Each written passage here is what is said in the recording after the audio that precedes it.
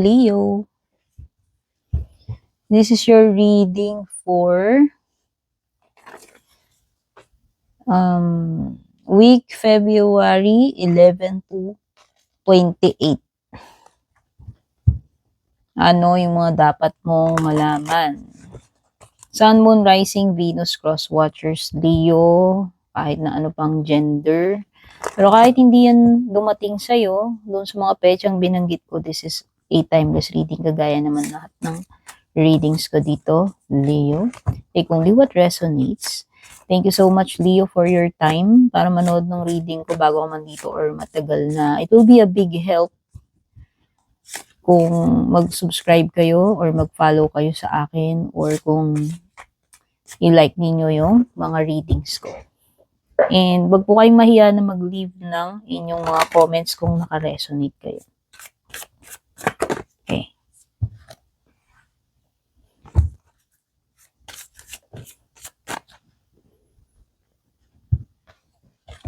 Kusang nahulog ang card mo, Leo. So, kaya mga ganyan. Your path. Anong sinasabi dito sa iyong oracle card? Number 36, your path. Have courage to follow your own path. Alam ko yung mga Leo, ano kayo strong at heart kayo And alam ko, you are bold and brave.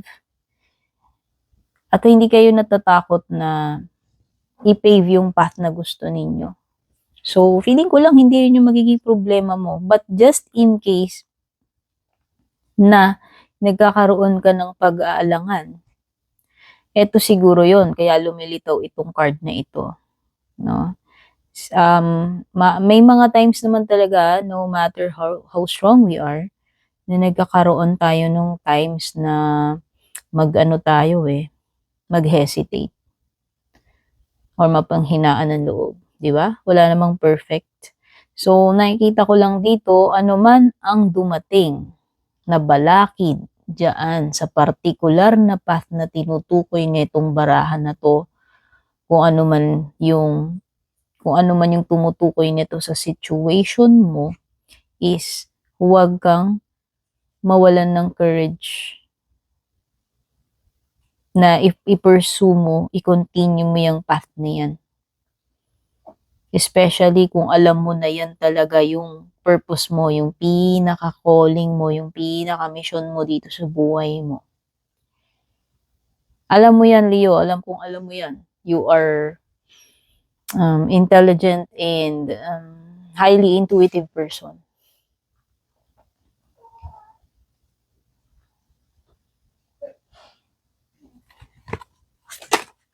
Okay, nagpupumiglas yan. Kunin natin yan. Oops! You have secret admirer. May sinasabi ditong itong person na to, meron siyang hidden affection sa'yo. Makaka-receive ka daw ng mga anonymous notes. O syempre yung hindi lahat makaka-resonate dito. Yung mga nakaka-relate lang para sa inyo to.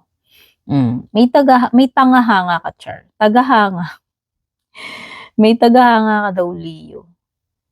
Makakatanggap ka daw ng mga anonymous notes ng parang sa mga monito-monita. Oh, hindi mo akalain na itong person na to ay nag-i-interest sa'yo. This person is watching you daw. O, diba? May admirer ka pa. Payday. Uy, payday na naman. Oh, mapapagastos na naman si Leo, Char. Alam ko yung mga Leo, mahilig kayong mag-shopping. And usually, yung mga binibili ninyo mamahalin. Pero kidding. Just kidding, Leo. Pero ito ay payday. Payback time, kumbaga. O baka may magbabayad na sa'yo. Baka sasahod ka na. Baka may marireceive ka ng pera. Hindi ko alam Merong perang paparating for sure. Sinasabi dito, pwedeng ito ay financial rewards, or pwedeng ito ay bonus incentives, or celebration of your success, no? Kaching-kaching, yun ang ibig sabihin niya. Money is coming. Situational single. So, sabi dito, yung iba daw sa inyong mga Leo ay situational single. Nandito kayo sa period ng mas pinipili ninyong maging mag-isa. Mas pinipili ninyo yung solitude over a commitment or a relationship. Kasi, mas gusto nyo nang maging single kesa magkamali kayo. Mas gusto nyo nang maging single kayo kaysa mapunta kayo sa maling tao. And you are not settling for someone na hindi ka deserve. Okay? Kumbaga naghihintay ka ng bang for your buck or yung as much as possible yung best na makukuha mo na jowa. Di bali ng single ka kaysa naman hindi yung best or hindi yung okay yung makuha mong person. Pwedeng ganyan yung energy ninyo.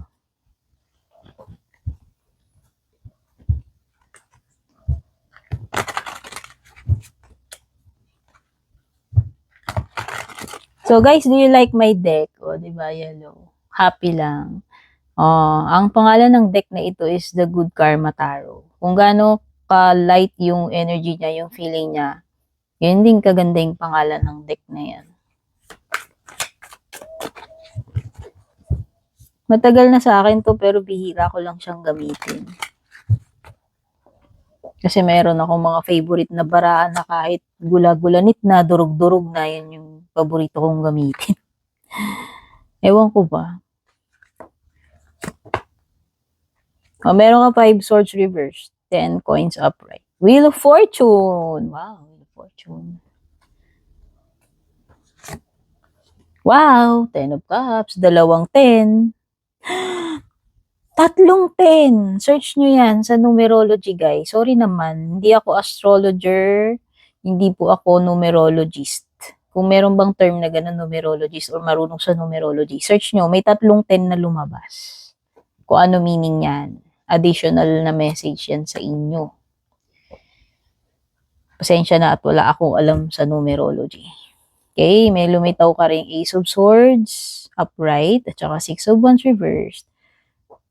Mga zodiac signs na lumilitaw dito. Okay, lahat ng elements nandito.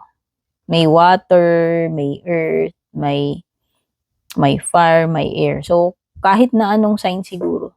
Kasi lahat ng elements nandito eh.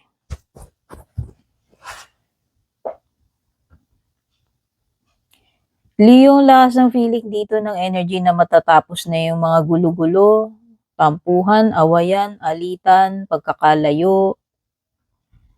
Oo.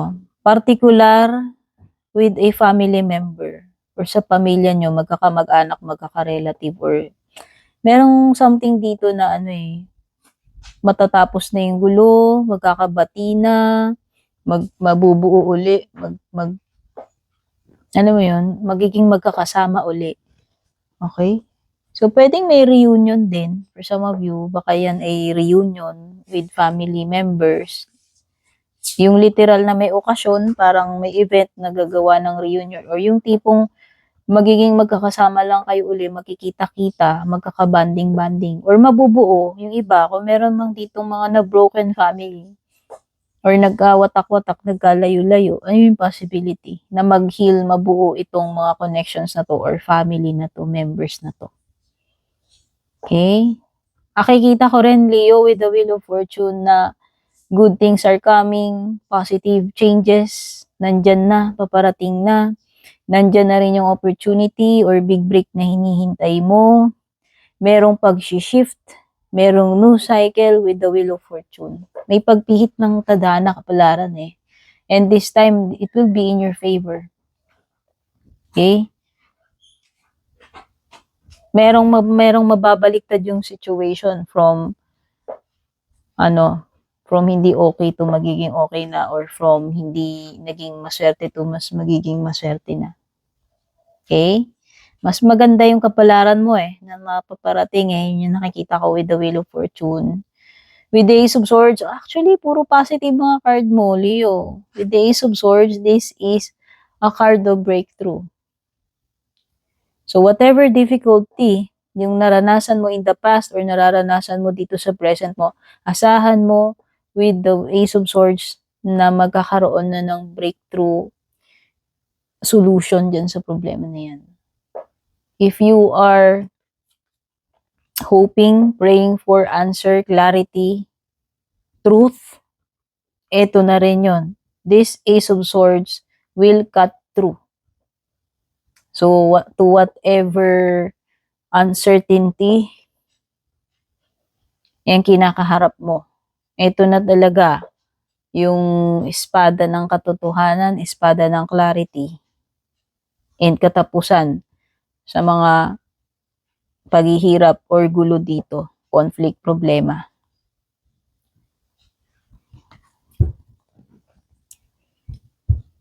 Ace of Swords is also a new idea. Pwede rin naman. For taking action. Kaya this is the perfect time na mag-make ka ng decision or action based dito sa iyong Wheel of Fortune and majority of your cards. At the bottom, you have Six of Wands. So not all will be cheering for you, Leo, but that doesn't matter. What's most important is the people who believe in you. May mga taong tumataas ang kilay, may mga taong rolling eyes, merong mga taong umiirap, naiinggit, no, sa iyong success, sa iyong katanyagan, sa iyong sa spotlight mo, sa glow up mo, pero hindi importante yun. Ang importante yung mga taong nakaka-appreciate sa'yo. Importante yung mga taong natutuwa sa'yo, kumapalakpak sa'yo, sumusuporta sa'yo. Alam mo yun? Hindi naman lahat ng tao sa audience ay mga fan mo, for sure. So, yun na yun. Merong mga tao or may tao rito na hindi sila masaya about your success. Hindi lahat ng tao ma-appreciate ka. Yun lang yung card na yun. Let's see what else is coming for you, Leo. Okay. I'm going to pull 4 cards dito sa ating fortune telling cards. Harp. First card is Harp, followed by Dog Far Away, Funnel, and Wind Chimes. You see, Leo, if you are in alignment, magiging happy ka talaga. So, nakikita ko rito with the Harp card na yung mga good stuff ay paparating na. Yung mga magagandang pagbabago nandyan na eh. So, just follow this path. Kung ano man tong path na to, pagpatuloy mo lang yan. Kasi this will be your path to completion, fulfillment, happiness, positive changes, success. Yan o. Great happiness is coming to you. Someone from far away is thinking about you, missing you. Could be a friend, pero it could be anyone, hindi lang naman friend. Basta someone from a distance, from far away is, nasa thoughts kanyang tao na yan.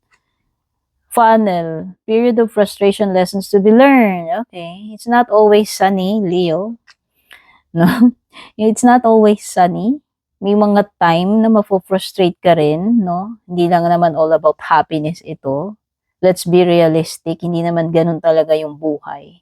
So, may mga plot twist din tayo. May mga seasoning, kumbaga. So, yun lang. Siguro merong something that will come up na maaaring ma-disappoint ka, ma-frustrate ka, or even hindi mo makuha yung outcome na gusto mo. Pwedeng magkamali ka dyan, and may lesson to be learned also. And this is a period of peace and harmony. Yun na nga sinasabi ko sa'yo. Success,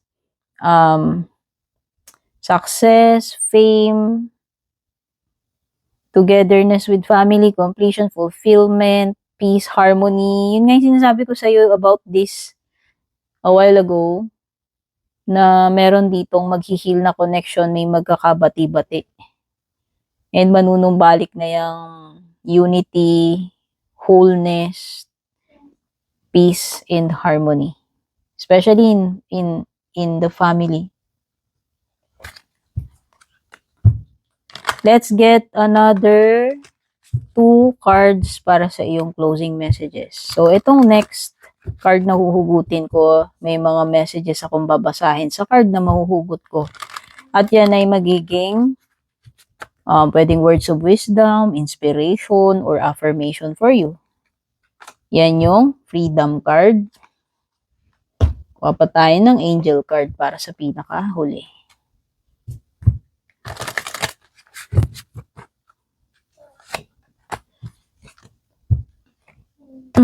Sorry naman, natitighay ako. Excuse me.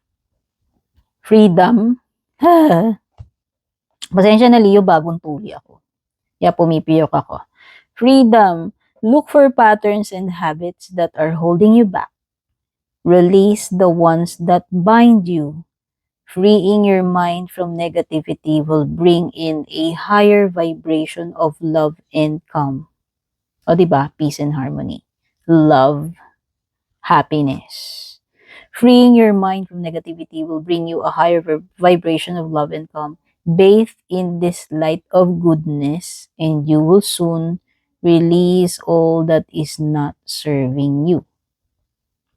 Affirmation, I am free. Okay? So, mukhang magkakaroon ka na ng freedom, Leo. And this is because meron ka ng mga ikakat,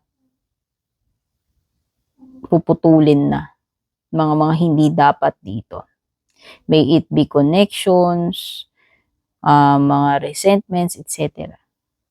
Okay? So, you will be finally free. Ano to? Not one of them falls to the ground without your Father's knowledge. So, do not be afraid. You are worth more than many sparrows. Matthew 10:29-31. So, it's a Bible verse. At ang pinaka-message nitong angel card na to sa iyo, Leo, during this time is, life is full of choices. Choose wisely. Make choices that bring you closer to becoming the best version of yourself.